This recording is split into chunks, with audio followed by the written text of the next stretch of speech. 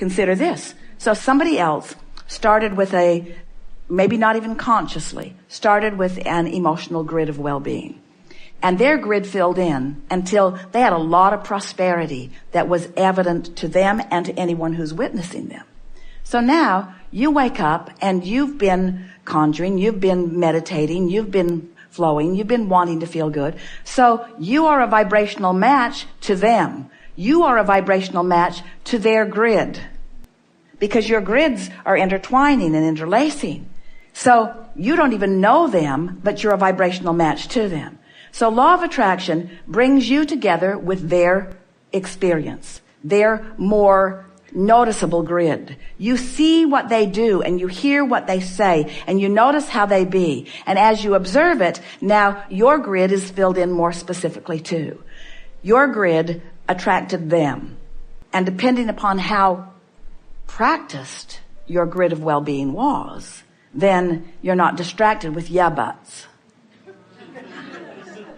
Because some people, it comes to them, they see it for a moment, that bright shiny car or whatever it is. They see it for a moment, they feel it for a moment, and then they begin the comparison of what's manifested in their experience versus what's manifested in someone else's experience, never realizing that the rendezvous that happened was a manifestational point, that it was the universe showing them that they're getting closer to the manifestation that they want, and even though it's not in their garage yet, it's on the way to them because they are in vibrational sync with it. You see what we're getting at?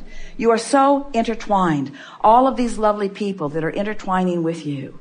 Creation is not even close to what most humans think it is. It's all about doing something about your vibrational point of attraction and then allowing the universal forces to fill in the details. And once you get the hang of this and you start enjoying and complimenting and appreciating the details as they come, then every detail of appreciation that you acknowledge adds to your grid and makes it more firm. So your grid just begins to fill in and fill in and fill in and fill in until it's not just an emotional feeling place for you. It's not some nebulous vortex that some crazy non-physical being is pointing to on the floor. It's the reality that you're living. It's the reality that everyone can see. Everyone can see the clarity of your being, the fun of your being, the prosperity of your being.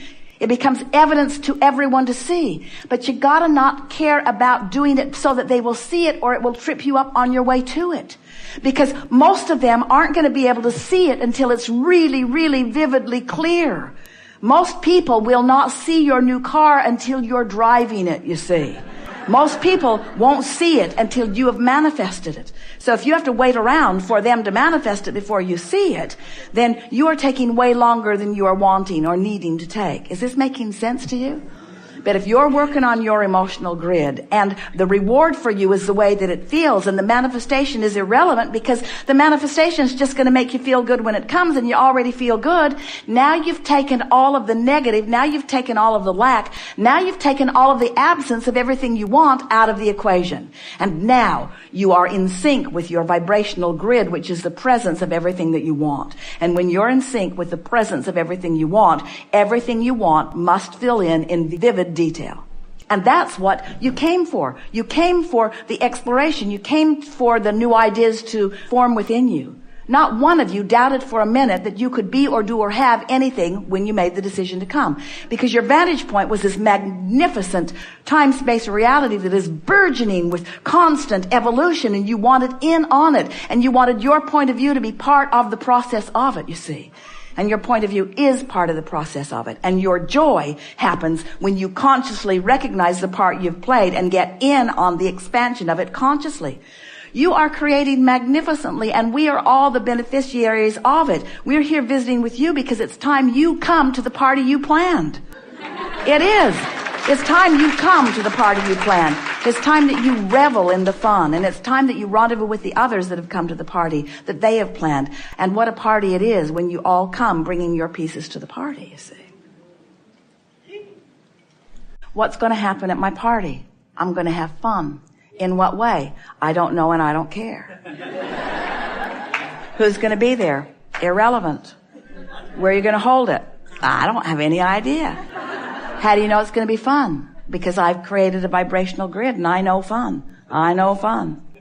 Because I went to that party and took a little piece of it and I focus on that. And I went to that party and I took a little piece of it and I focus on that. And I've developed within myself a vibrational grid. And so I just know. Well, how do you know? Well, I just do. Well, how do you know? Well, because I felt that way before and stuff happened. We understand your dilemma, all of you. How can I feel about something that I haven't experienced before? Because I have oriented myself, Abraham, to respond to what is. So if I had a lot of money, I would be able to describe to you more clearly how it feels.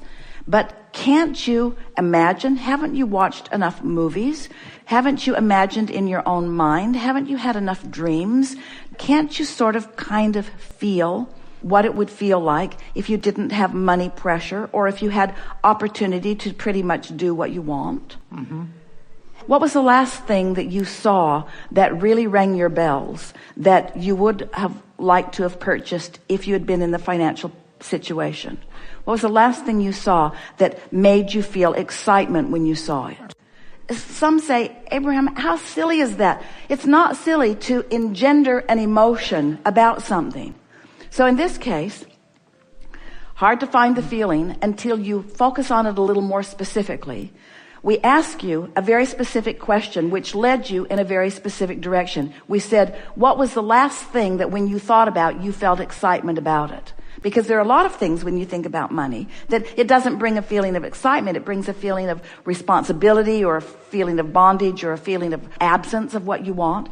But that was something that it was pure. When you thought about it, you felt just a little bit of well-being about it. You felt enough excitement about it that we could pick up on the vibration and fill in your grid with some details that now have left you in a different vibrational point of attraction. That's the work. That's the work. And then you don't go on and on and on and on and on and on until you feel like a crazy person. You leave the subject, but you come back to it frequently enough that you give yourself the feeling of abundance. Now, we like that for you. Have you read the wallet process that is in the Ask book? Have you read that process? This was far better. You know what the wallet process is? Find $100 somehow, put it in your pocket, and notice how many things you could buy with $100 that day. Well, this was way more fun. A BMW is way more fun than spending $100.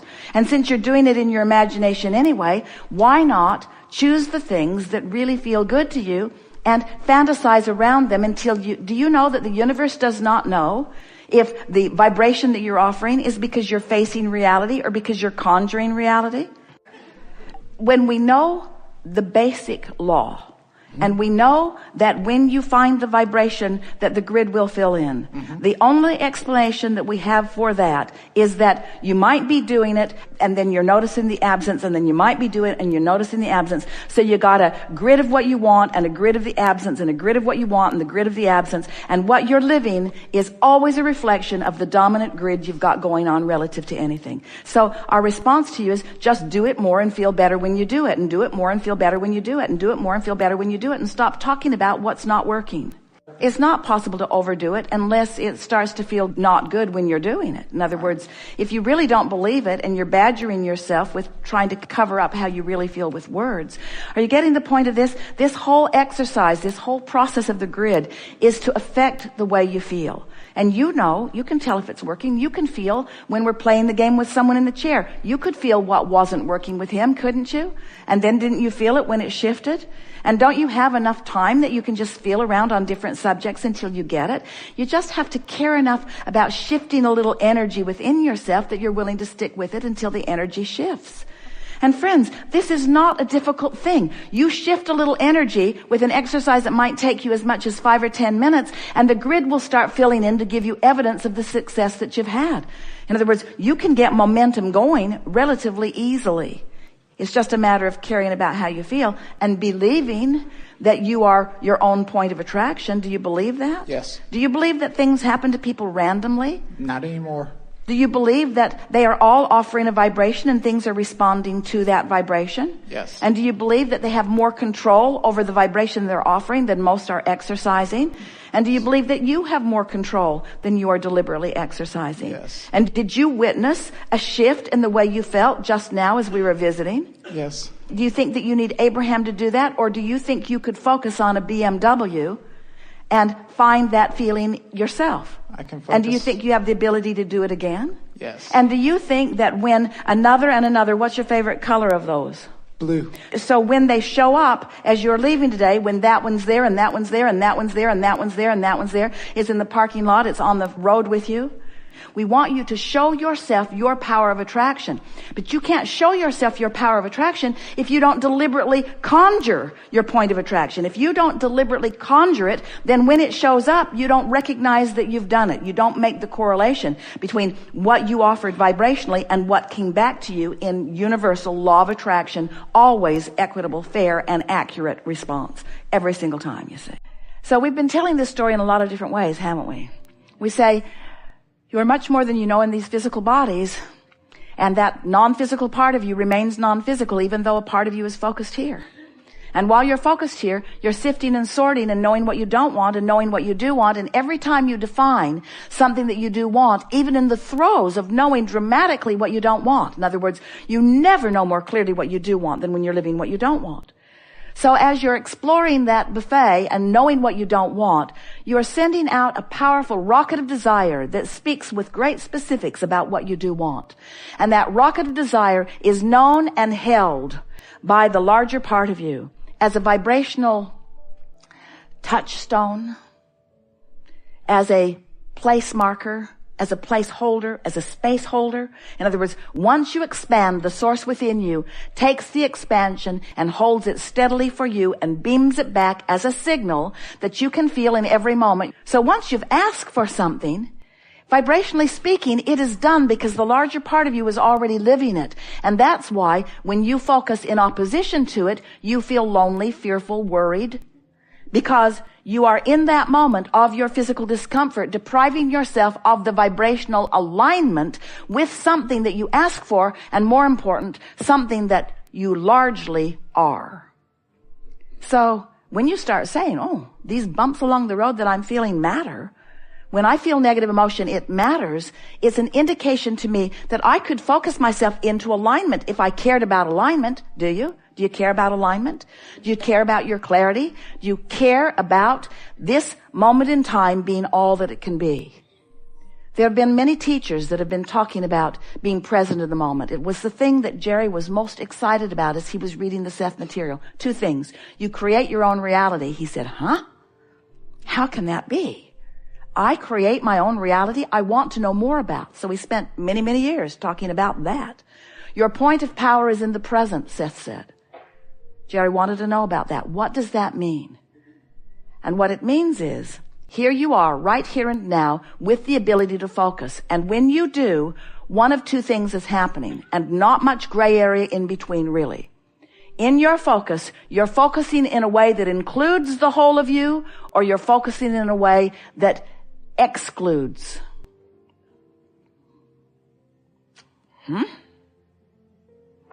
I thought you said that there was no exclusion in this universe.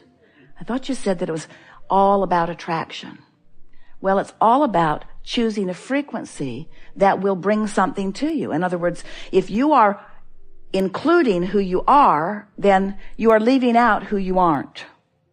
And if you are including who you aren't, then you're leaving out who you are. In other words, you get to be the vibrational chooser of what you set as your vibrational tone, which then law of attraction responds to, which equals the life experience of this moment in time. You got that, didn't you? It's really fun talking with you, because we can feel that even though we are out here in a new leading edge place, that there's enough that you're hearing that is familiar to you, that even though we're reaching into these new places, you're coming right along easily, because you're tuned into who you are. And when you're tuned into who you are, all of this makes perfect logical sense, doesn't it? You know that you are the creator of your own reality. You know that you are. You know that you are. Do you believe that you are a good focuser? Do you want to be a good focuser? So which of those thoughts was a better thought for you to focus on? I am, or I would like to be. Now, if you already are, and you know it, then I am is the better thought for you. It's specific enough. Say that in a different way. It's specific, but you are aligned enough to keep up with it. But if it was more specific than you're ready for,